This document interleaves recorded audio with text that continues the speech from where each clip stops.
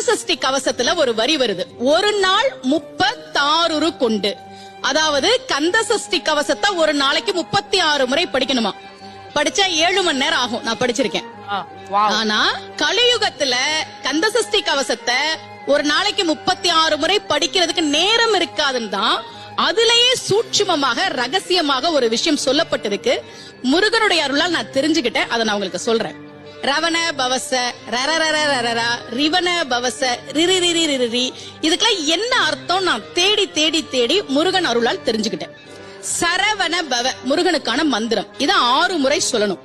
இப்ப சாவ தூக்கி பின்னாடி போட்டீங்கன்னா ரவண பவச, அத 6 முறை சொல்லணும். இப்ப ராவ தூக்கி பின்னாடி போட்டா வனப வசர, வாவ தூக்கி பின்னாடி போட்டா நபவ சரவ, இப்ப நாவ தூக்கி பின்னாடி போட்டா பவ சரவண, பாவ தூக்கி பின்னாடி போட்டா வசர வனப.